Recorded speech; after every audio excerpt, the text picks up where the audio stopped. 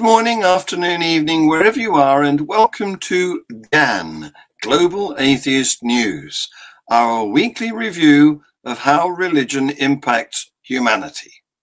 This week's headlines.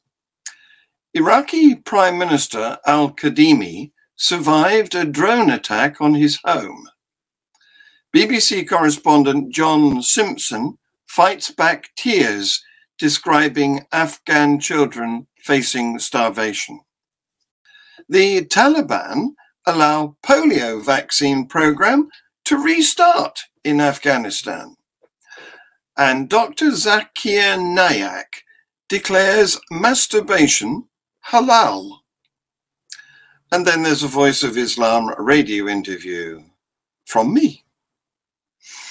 In Australia, New South Wales paramedic John Larter loses the COVID vaccination exemption bid in the Supreme Court. In Germany, the Muslim Afghan refugee destroys a statue of Christ inside a pro-migrant Lutheran church. In the USA, a Missoula pastor realtor, yes, he's got two jobs, sues to void a realtor's rule that bans hate speech. Now we start with a report from our Islamic affairs correspondent, Nuria Khan. Over to you, Nuria. Hello, I'm Nuria Khan, Global Atheist News' Islamic affairs correspondent. Iraqi Prime Minister Mustafa al-Kadhimi has said he escaped unhurt after a drone attack on his home inside Baghdad's high-security green zone. A drone laden with explosives struck the building, injuring 6 of his bodyguards in an apparent assassination attempt, officials said. Mr. Kadhimi has called for calm and restraint from everyone. The attack, which comes after violent unrest over election results, was condemned by both the US and Iran. Security sources say 3 drones were used in the attack, launched from near a public bridge on the river Tigris. However, 2 were shot down. "We will pursue those who committed the crime. We know them well," he told a cabinet meeting, making no further elaboration. No group has claimed it was behind the attack, but suspicion has fallen on Iran-backed Shia Muslim militias. Iraqi security officials told Reuters that 2 militias in Fatah, Kataib Hezbollah and Asaib Ahl al-Haq carried out the attack. There was no immediate comment from the groups or the Iranian government. The militias have developed significant military, political and economic power since helping Iraq's government defeat the Sunni jihadist group Islamic State in 2017. Security sources told Reuters news agency that the attack was carried out by at least 1 militia with Iranian-made drones and explosives. It came amid escalating tensions following last month's parliamentary election, in which the Fatah alliance of parties representing the militia lost 2/3 of its seats. They have refused to accept the results, and 1 person was killed on Friday when supporters demanding a recount clashed with security officials outside Baghdad's fortified green zone where the Prime Minister lives. Now, under the Taliban rule, Afghanistan is teetering on the brink of major disaster, with poverty-stricken families so desperate that they have been driven to selling their children to men and other families. The UN's World Food Programme has warned millions could die unless urgent action is taken to save 22.8 million Afghans who are close to starving to death. The Taliban's brutal takeover has led to a lack of international recognition by the world of the new government and no more aid. The rich countries that used to feed the poor before the Taliban takeover do not want to provide aid to the regime on grounds of their anti-human rights policies. Speaking on Radio 4's Today Show this morning, Mr. Simpson said he came across widow Fatima living in a kind of cave on the outskirts of Bamiyan, with her 5 girls and 2 boys. The family was grindingly poor, Mr. Simpson said, finding it difficult to hold back the tears. Listen to his report here. John Simpson, the BBC's Foreign Affairs editor, has done an interview which makes for very difficult listening. You heard a snippet or 2 in the news bulletins earlier. It's with David Beasley, the head of the United Nations World Food Programme. And it concerns the humanitarian situation in Afghanistan, which Beasley describes as nothing short of hell on earth. Millions, yes, millions of people now face starvation.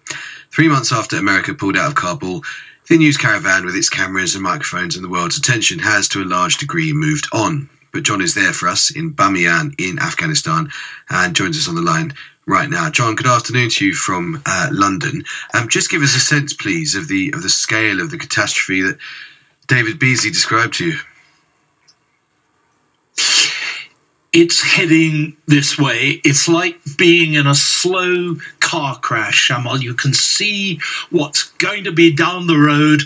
It isn't quite there yet, but the horror of what is likely to engulf this country unless it gets the kind of aid that it needs is intense. I mean, the urgency is to do something now, not to wait until the skeletons are in the streets.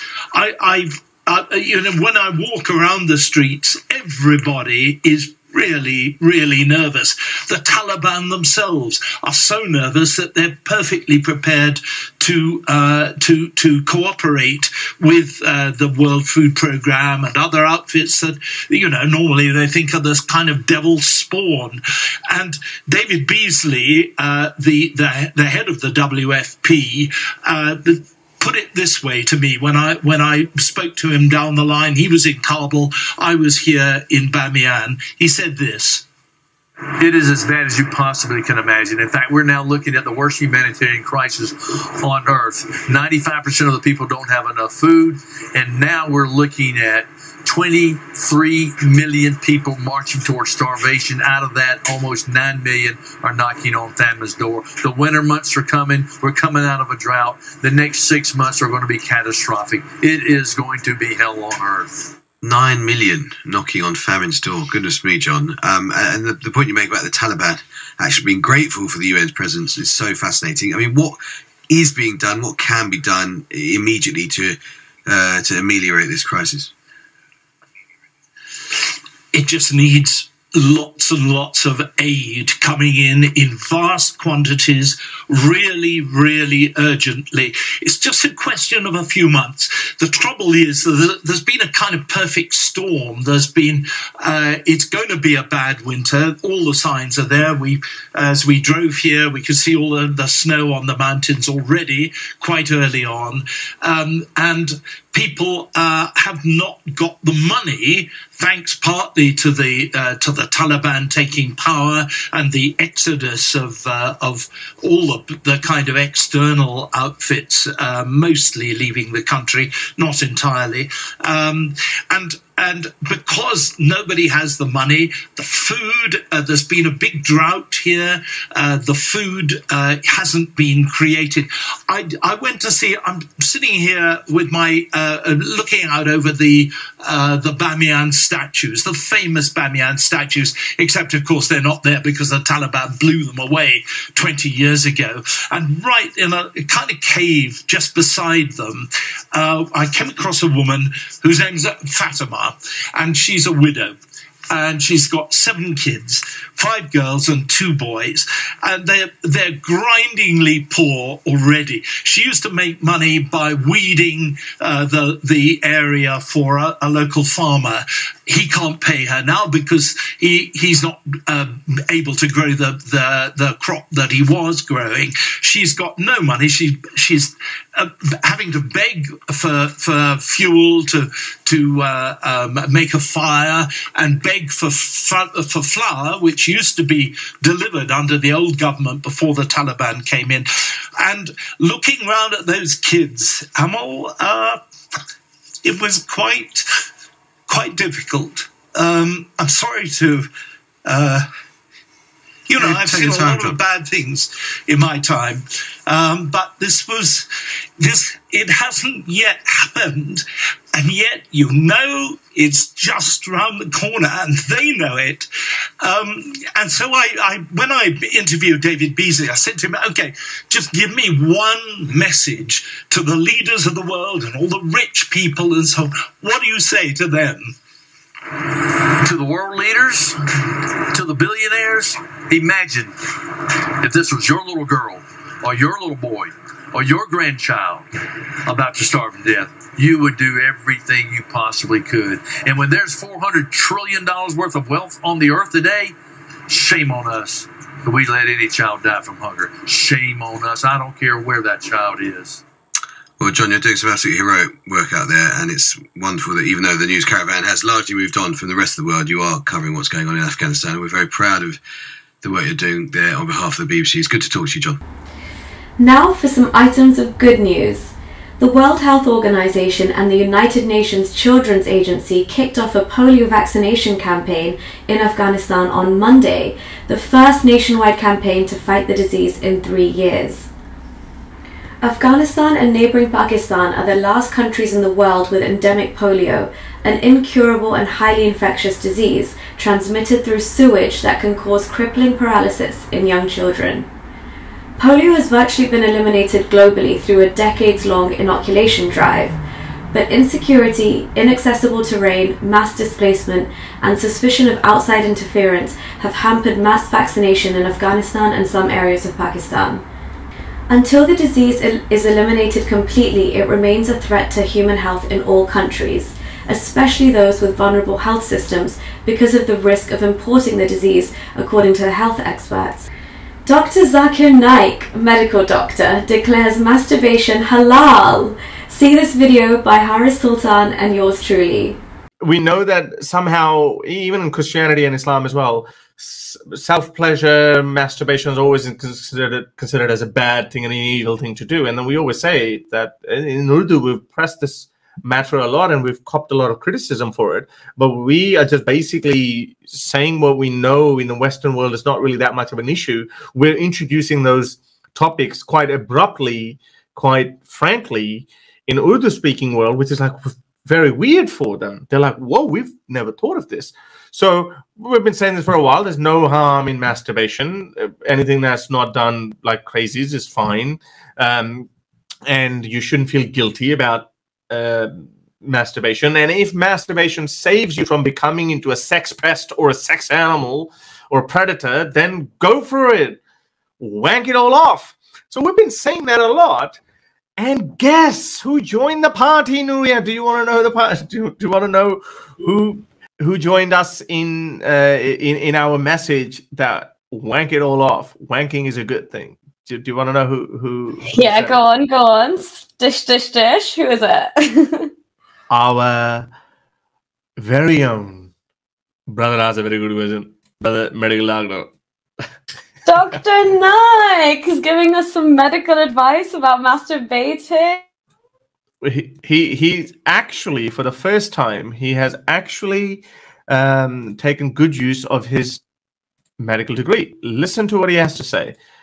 And this is scientifically proven that if you fast, it reduces the urge of your sexual desires. So the best is to fast. But it will not be possible to fast always. And depending upon the levels of sexual urge, that keeps on differing. So based on this, the mustab is to fast. But if you cannot, or if that's not sufficient to suppress your desire, and if you have to masturbate, it is permitted. It is not a sin. There is no evidence anywhere in the Quran or Sahih Hadith which says that if you masturbate, you get a punishment. And our global atheist news leader, John Richards, was invited to put the atheist viewpoint about the existence of God on Voice of Islam radio. Listen to a clip here.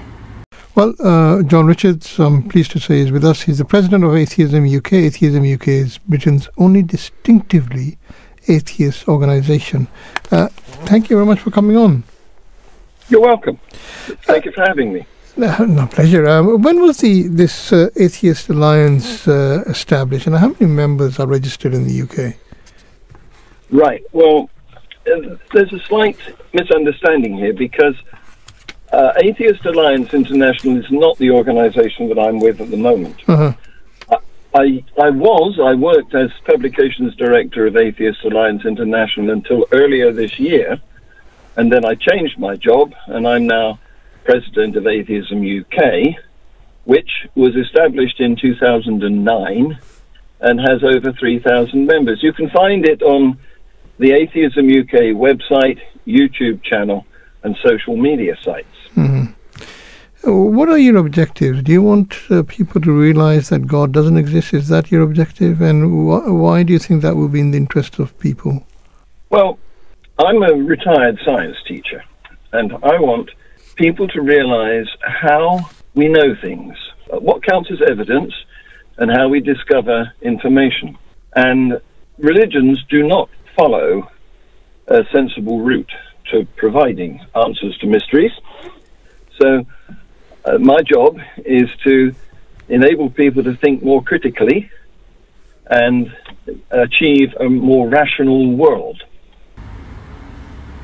Links to the full videos will be in the details below. Now, back to you, John. Thank you, Nuria. A Supreme Court justice has dismissed a bid by a regional New South Wales paramedic to be exempted from receiving COVID-19 vaccines. John Edward Larter from Turnett launched a case against the Health Minister Brad Hazzard in the court earlier this year, seeking an order that part of the state's COVID public health orders should be declared invalid. Mr. Larter, who has worked as a paramedic for 25 years and is also the deputy mayor of the Snowy Valleys Council, also sought an exemption from vaccination on religious grounds. In a two-day hearing held earlier this month, the Supreme Court heard that Mr. Larter found the vaccine mandate morally repugnant. In handing down her findings, Justice Christine Adamson said the public health order in its original form was reasonable, saying it was to remove the increased risk of transmission posed by unvaccinated New South Wales health workers. In relation to Mr. Larter's exemption claim due to religion, Justice Adamson said the plaintiff would be in the same position if his objection to the virus arose from veganism, Buddhism, Catholicism, or idiosyncratic beliefs. On October the 28th, a 25-year-old Afghan who came to Germany in the autumn of 2015 during the height of the migrant invasion as a refugee, desecrated a local church building in the Thuringian town of Nordhausen. The man entered the evangelical St. Maria Frauenberg Church and began grabbing furniture, pews, crucifixes, and ornaments, dragging them out in front of the entrance and piling them up on the street. He didn't spare the centuries-old crucifix either, that was taken down by local churchgoers during World War II to protect it from Allied bombing raids. During the incident, the Afghan smashed the wooden statue of Christ attached to the cross, ripping off its hands and legs. It is an irony that the congregation belongs to the German Lutheran Church, that is one of the largest financial donors to the migrant smuggling boats in the Mediterranean, such as the Sea-Watch NGO, which are responsible for bringing tens of thousands of economic migrants to European shores. Pastor Clemens Muller looked out of his window on the day of the incident and saw the Afghan destroying his church. When he rushed down to confront him, the Afghan calmly explained to the priest that it is necessary for him to empty the church of Christian symbols because of religious differences. He proceeded to describe the Christian faith as fundamentally wrong and that the claim that Jesus Christ is the Son of God is a mistake, which is why he felt it was his duty to empty the church building of any Christian symbols and furniture. The pastor asked him what he would do if he went to Afghanistan and cleared out a mosque in the same manner. The pastor said that the man refused to consider it on those terms. Muller said there was no real dialogue the man was willing to listen to. After the Afghans started speaking with the pastor, who was barely a few weeks into his job, the migrant calmly walked back into the church and finished the acts of destruction that he started earlier. Only after the destruction was complete did the church secretary finally dare to call the police, who promptly arrived at the scene, took the intruder's personal details, and then let him go. A complaint was filed, but as the man is living in Germany under refugee status, it is unlikely he has the money to pay for the substantial damage he caused. There is also no chance he will be deported back to Afghanistan since, due to the Taliban takeover in the Central Asian country, all deportation flights have been stopped. The perpetrator will most probably get away with the act of vandalism and a blatant attack on the freedom of religion with impunity. Any German vandalizing a mosque could expect to be charged with hate crimes, yet the German media only spoke of religious differences in explaining the possible motives behind the crime. Despite the man clearly admitting the attack was religiously motivated, the police appear to claim at the same time that this was not the case. What I see, at least, is that it is not a religiously motivated attack, although the suspect argued it was in this direction, and he also has an Islamic belief, said police spokesperson Patrick Martin.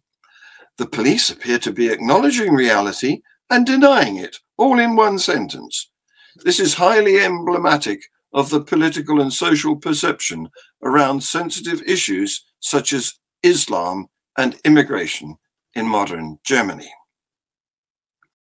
This summer, a Missoula area pastor and part-time real estate agent withdrew his church from a local food assistance program that distributed flyers promoting Pride Week and LGBTQ rights, saying it was contrary to his church's biblical doctrine.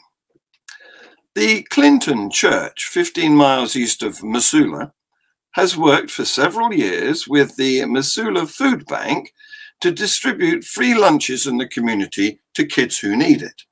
But in June, according to the lawsuit, Huber discovered the lunches would include a flyer that celebrated Pride Month, honoring the civil rights movement of the LGBT community.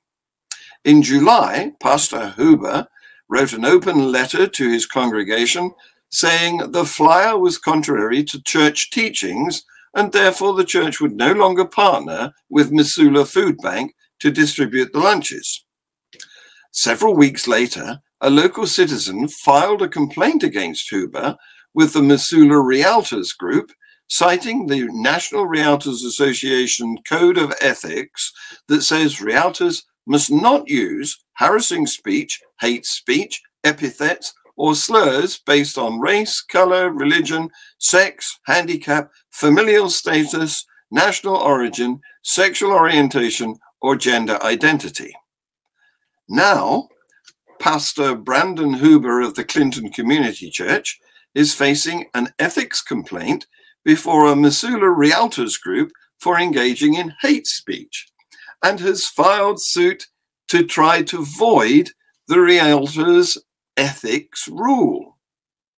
His lawsuit, filed last week in State District Court in Missoula, says Huber could be fined $5,000 by the Realtors group and barred from using its multiple listing service, thus making it virtually impossible for him to continue as an agent. The lawsuit asks the court to void the rule, saying it's too vague to be enforced and that it discriminates against Huber for exercising his religious beliefs. The stakes are enormous, said Huber's attorney. The Realtors hate speech rule is intended, it seems, to purge Christians from the real estate business. If you're a Christian who believes the way that tens of millions of American Christians do, that homosexuality is wrong, there is simply no way you can participate as a realtor with the kind of hate speech prohibition that exists. Free Thought Hour, my live Q&A show with this week's guest, Tim Doran, will be starting in a few minutes, so stay tuned to this channel. Tim is a family man who has journeyed from seminary to atheist, and Tim has threatened to ask me some questions too. What will be revealed? Come and join in. The GAN team will be back with our weekly news review at the same time next week. Please like, subscribe, share, comment, set the notifications, etc. This has been Global Atheist News. Thank you for watching.